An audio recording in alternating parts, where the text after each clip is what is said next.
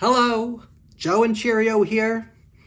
Thanks for sticking with me through the Euthyphro. I hope you enjoyed it.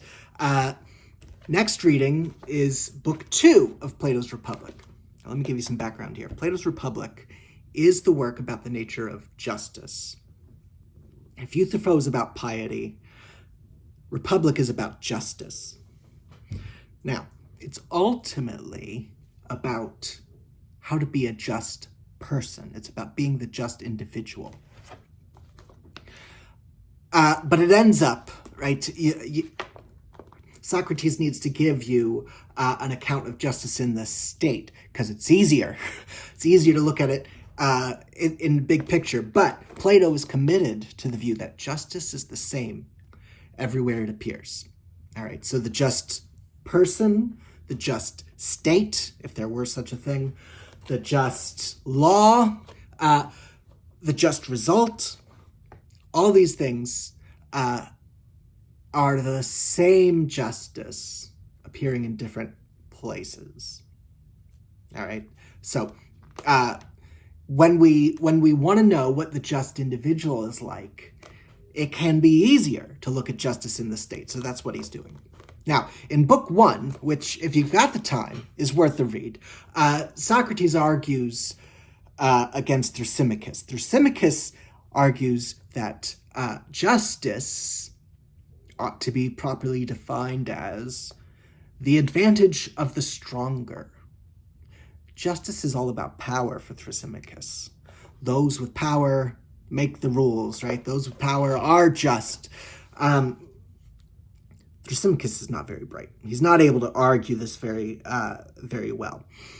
One of the most powerful arguments in Book 1 is when Socrates is trying to argue about the nature of justice as a virtue and suggests that we imagine a band of robbers, right? A band unified in their quest for injustice.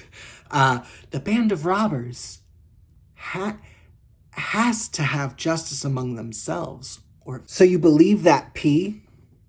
You don't want to be the kind of person who thinks that every argument for P must be a good argument.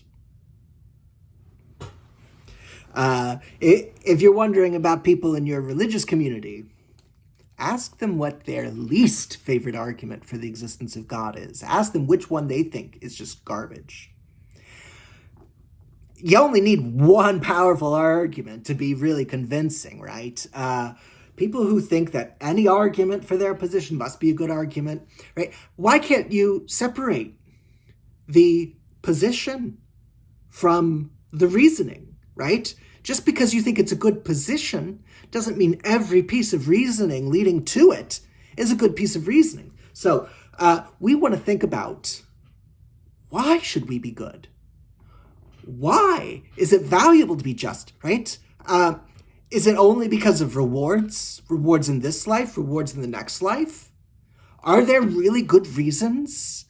Even if you say you don't believe in an afterlife, say you don't believe in a judgment, are there good reasons to want to be good? How do we know? This text is where we start thinking about that. This text is how we're going to approach this question. And I think we'll find there's a variety of answers out there that are rather interesting, rather worth considering. And having spent the time considering it helps us to understand what we're after better. You want to be a good person? Think about why. Think about why. Think about what are all the possible motivations, right? Never questioning is not the way. It's not going to take you where you want to go. If where you want to go is virtue, never questioning things is not going to get you there. Looking forward to this reading.